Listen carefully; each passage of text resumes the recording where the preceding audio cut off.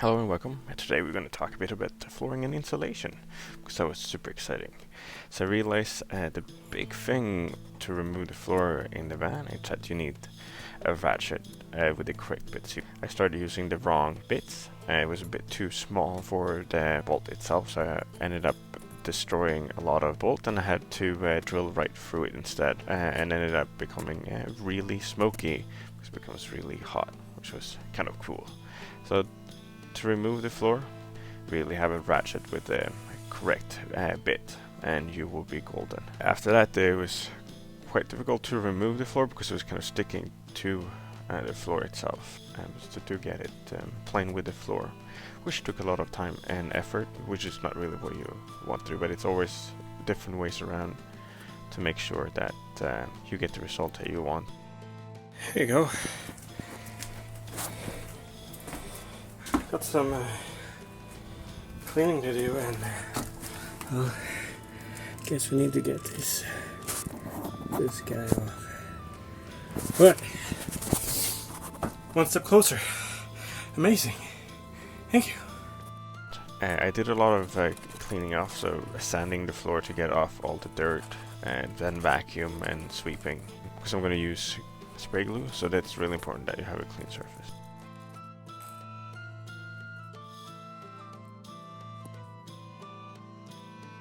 When I built plywood frames, I was using the old flooring from the van and used that as a blueprint, which worked out really well. I had a bit of problem with the top part.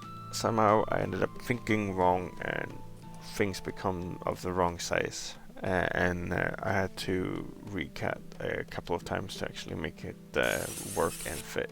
So there's a lot of putting it down and remeasuring, running back and forth back to the table, and continue cutting until you get the correct sizing, which took a lot of time and effort, but it ended up worked out well. So what I ended up doing was extending the plywood floor into between the seats. I would like to extend the flooring to become in between the seats, so I think that will look really nice.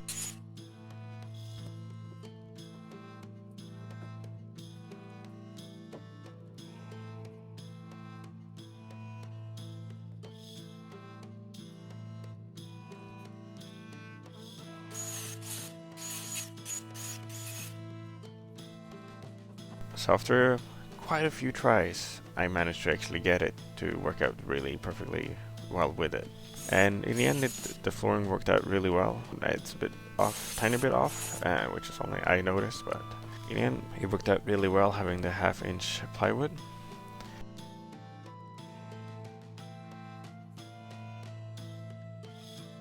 And then with the insulation, I used the old floor again as a template and start cutting out the foam.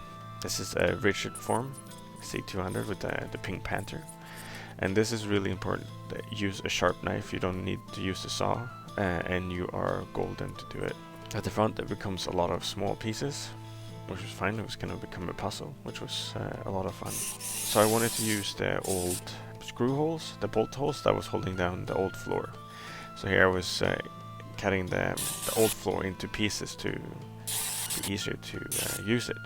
It took me a while to figure out a good way of doing this, but I realized using cardboard and putting the cardboard on top and tape it, you could figure out where the hole is very accurately.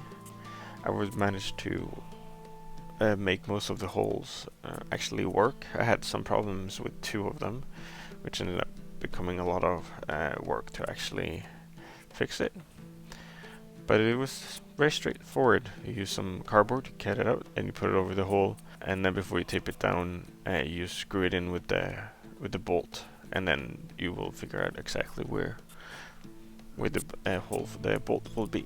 I started with the insulation, and I used some thinner rigid boards to do the big gaps on the floor, and I also used some soundproof dampening that you needed to use a roller to smush it out to make it work as it should. So it was a lot of work. I was sure to use a mask and gloves for this because it's a lot of glue, and then I used what you use to insulate tubes to make sure that the smaller gaps on the floor that they because I'm trying to make a flat surface when I put it on the floor.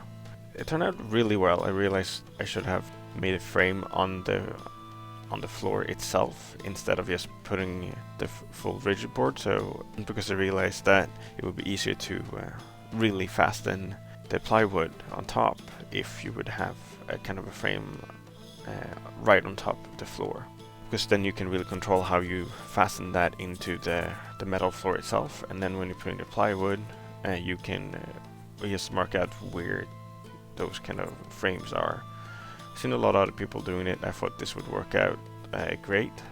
It turned out well. I had a lot of issues of bolting the plywood into the metal because it was kind of an 1.5 inch difference. I would absolutely do this differently next time, and I probably also split up the plywood sheets a bit more just to help out with I was splitting how you fastening it. I don't think bigger pieces is better. It might be, I don't know. Well, if I make another one, I will make sure to just try it out. And then when I got the plywood, I just put on the templates, and it's a bit of hole, a few centimeters down, so I get the bolt being flush with the floor itself. And then I used some spray foam around the hole, around the floor, the gaps that was left. And that's pretty good. I think it will be a great floor after a lot of work. Know now a lot of shortcuts, and I might not use the old bolts. It was cool using it. It required a lot of time and effort to actually put it in. But I'm really sure that the sound dampening really helped driving the van after with all the insulation and stuff. It ended up sounding a lot more quieter than it did before, which was awesome. Thank you for watching, and make sure to hit the subscribe and like button and that little bell icon to make sure that you get a notification when a new video pops up. Thank you so much, and have a good one. Bye bye.